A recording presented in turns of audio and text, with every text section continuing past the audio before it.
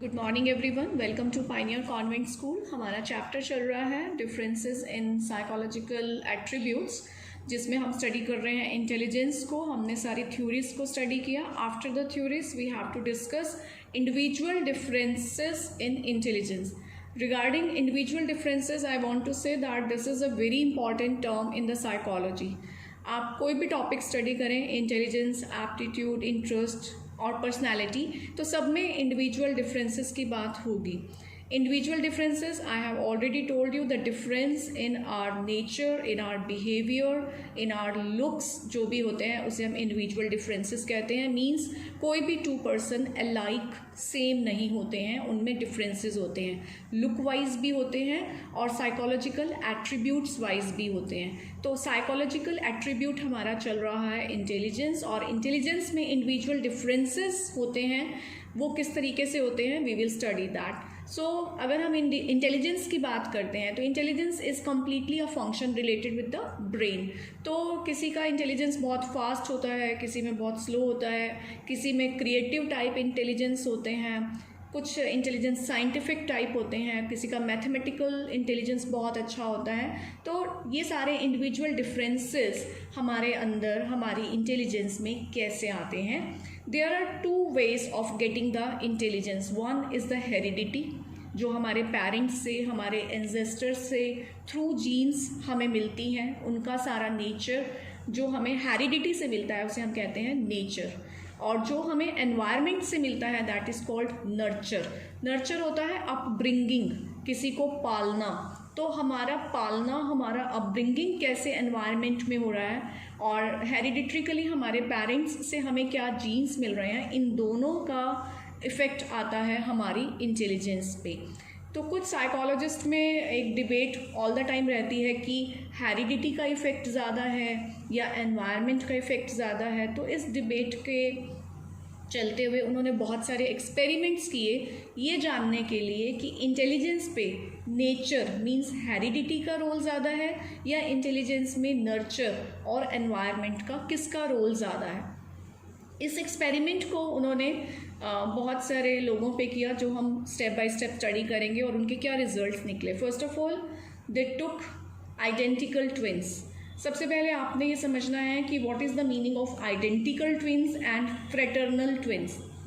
Identical twins वो होते हैं जिनमें अपने पेरेंट्स से बिल्कुल दोनों में ही सेम जीन्स ट्रांसफ़र होते हैं और ये दिखने में और नेचर में, इंटेलिजेंस में बहुत ज़्यादा सेम होते हैं और लुक्स में तो बिल्कुल ही सेम होते हैं। और फ्रेटर्नल ट्विंस होते हैं जो ट्विंस तो होते हैं लेकिन दोनों में जीन्स अलग अलग होते हैं, जिसकी वजह से वो बिल्कुल अलग दिखाई देते हैं। तो सबसे पहले साइकोलॉजिस्ट ने स्टडी किया आइडेंटिकल ट्विंस को जो बिल्कुल एक जैसे थे। अब आपने यहाँ पे कुछ टर्म्स आपको दिख रही होंगी, SS, SD, DS, DS, आपने इसको अंडरस्टैंड करना है।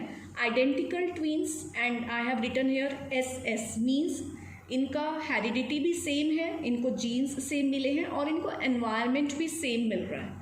तो जिनको सेम हेरिडिटी, सेम एनवायरनमेंट मिला, उन ट्विंस को जब स्टडी किया गया, उन दोनों ट्विंस की इंटेलिजेंस में जो कॉरिलेशन आया वो बहुत हाई था, दैट वाज 0.90, यानी कि वो बहुत ज़्यादा सेम थे दोनों ट्विंस। उसके बाद उन ट्विंस को स्टडी किया गया जो आइडेंटिकल थे लेकिन सेपरेटेड थे, मींस अलग अलग जगह पर रह रहे थे। तो क्या हुआ कि उनमें जो नेचर आया है, जो हेरिडिटी है वो सेम हो गया, लेकिन जो उनका एनवायरनमेंट है, जो नर्चर है, जो उनकी पालना हो रही है वो डिफरेंट हो गई। तो यहाँ पे दोनों फैक्टर सेम थे, यहाँ पे एक फैक्टर हमारा चेंज हो गया। पहले हमने चेंज किया है एनवायरनमेंट को और नेचर हमारा सेम रखा गया। तो इन ट्विंस को जब स्टडी किया तो इन दोनों ट्विंस के इंटेलिजेंस में जो कॉरिलेशन आया दैट वाज 0.72, मींस एक फैक्टर चेंज होते ही इंटेलिजेंस का रिलेशन यहाँ पे कुछ कम हो गया।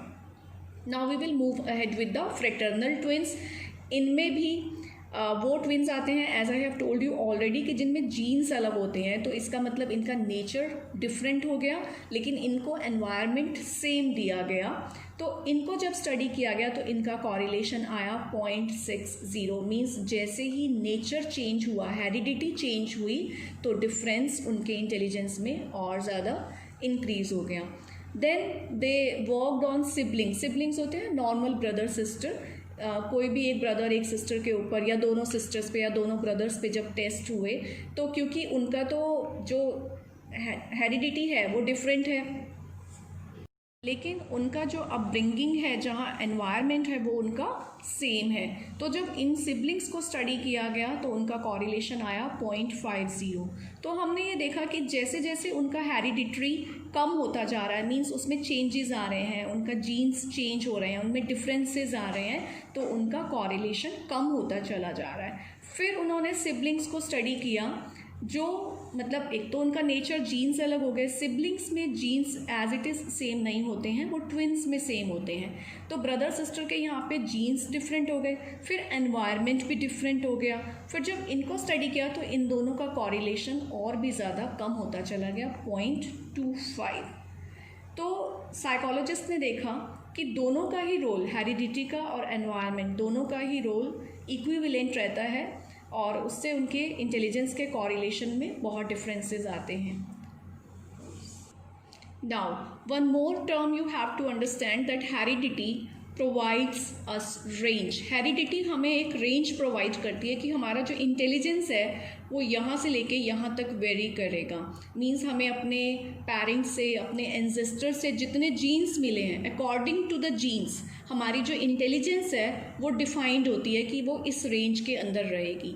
लेकिन अगर एनवायरनमेंट हमें बहुत उससे भी इम्प्रूव्ड मिल गया तो वो इंक्रीज़ भी हो सकती है, और अगर एनवायरनमेंट हमें अच्छा नहीं मिले तो वो हमारा रेंज डिक्रीज़ भी हो सकता है। And there you need to understand कि इसी को हम इवोल्यूशन कहते हैं। जब हमारे जीन्स में म्यूटेशन आता है, मीन्स चेंज आता है, आप फिर से अंडरस्टैंड करिए कि जो हमारे जीन्स हैं, जो हमारी हेरिडिटी है, वो हमें एक फिक्स रेंज देती है कि हमारा इंटेलिजेंस सपोज 0 से 100 के बीच में वेरी करेगा। अब एनवायरनमेंट पे डिपेंड करता है कि वो उसे कैसे चेंज करे। अगर एनवायरनमेंट बहुत अच्छा मिल गया तो हम उस 100 को क्रॉस कर सकते हैं, और अगर हमें एनवायरनमेंट अच्छा नहीं मिला तो वो 100 हमारा 70 या 80 पे आ सकता है। तो रेंज चेंज हो जाएगी यहाँ पे, और फिर वो फर्दर जनरेशन्स में जाएगी। इसी को हम म्यूटेशन भी कहते हैं। नाउ एनवायरनमेंट कैसे हमारी इंटेलिजेंसी को इंक्रीज़ और डिक्रीज़ करता है। सपोज़ हमने किसी बच्चे को अडॉप्ट किया, एक बहुत ही पुअर फैमिली से बच्चे को हमने एक रिच फैमिली में अडॉप्शन दे दिया। तो रिच फैमिली में जाने के बाद सबसे पहले उसका कल्चर चेंज हुआ, वहाँ जाके वो कुछ रिफाइंड हैबिट्स सीखेगा, उसको एक अच्छा एनवायरनमेंट मिलेगा, उसको फूड क्वालिटी अच्छी मिलेगी तो उसका न्यूट्रिशन अच्छा हो जाएगा। उसका अगर क्योंकि वो एक बहुत रिच फैमिली में गया तो उसकी जो स्कूलिंग होगी वो इम्प्रूव्ड हो जाएगी। तो ये तीनों फैक्टर्स क्या करेंगे कि उसकी इंटेलिजेंस को एक राइज दे देंगे। यहाँ पे वो अपनी हेरिडिट्रिकल रेंज से और ज़्यादा इंक्रीज इंटेलिजेंस गेन करेगा। और वहीं अगर हम किसी बच्चे को एनवायरनमेंट डिप्राइवेशन कर दें, मीन्स उसको अच्छा एनवायरनमेंट नहीं दें, उसको अच्छा फूड नहीं मिले, उसको क्वालिटी स्कूलिंग नहीं मिले, तो क्या होगा, इंटेलिजेंस की रेंज उसकी डिक्रीज़ हो जाएगी। तो एक तरीके से जो हमारा इंटेलिजेंस है वो हेरिडिटी और एनवायरनमेंट दोनों फैक्टर्स पे बहुत ज़्यादा डिपेंड करता है। हम नहीं क्लियरली कह सकते कि हेरिडिटी का रोल ज़्यादा है या एनवायरनमेंट का रोल ज़्यादा है, अभी तक हम दोनों का रोल इक्विवेलेंट मान के चलते हैं। So this was the role of nature and nurture in the intelligence, and see you in the next video. Have a good day.